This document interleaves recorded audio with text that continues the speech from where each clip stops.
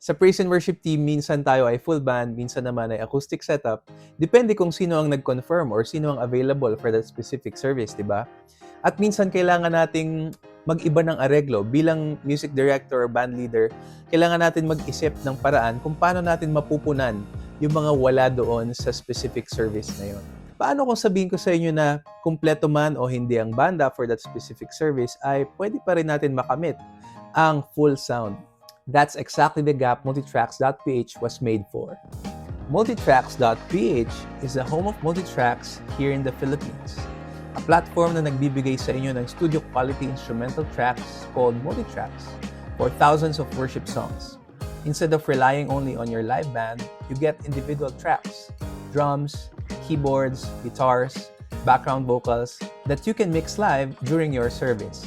And it works hand in hand with our app called Playback. So this app is specifically intricately designed for worship teams. You can download the original tracks or master tracks of the worship songs that you need and build a set list from this one. Dito mo na rin imimix yung levels ng bawat tracks, click track, and guide cues. So let me show you. Click add a song. You can search by title or by artist. Let's say Chris Tomlin. So lalabas lahat dito ng songs ni Chris Tomlin. Then you click, let's say, Holy Forever. Then press rent. Confirm rental.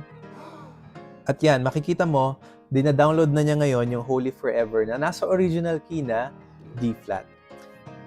Press ka pa ng isa, add a song, and then search for Victory Worship. Tribes. So, makikita mo rito na may dalawang version ng Tribes from Victory Worship. Piliin natin yung live version. Then press rent. Confirm.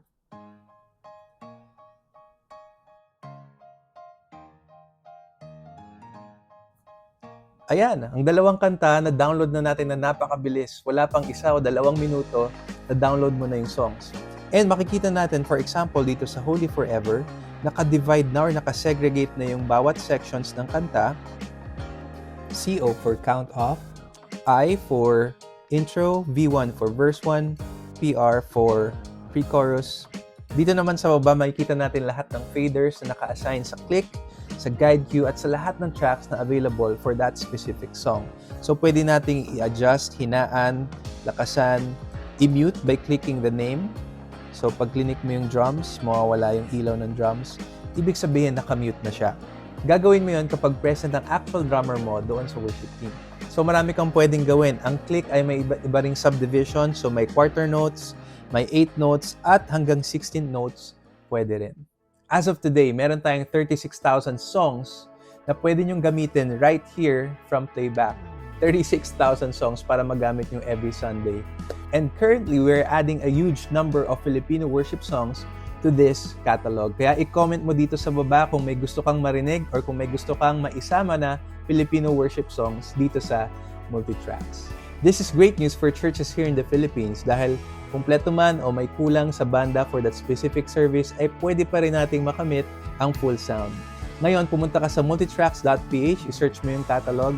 Again, we have 36,000 songs in the catalog and a growing number of original Filipino worship songs. So click the link below to try it out, and I can't wait for Playback to serve you worship teams who serve our churches.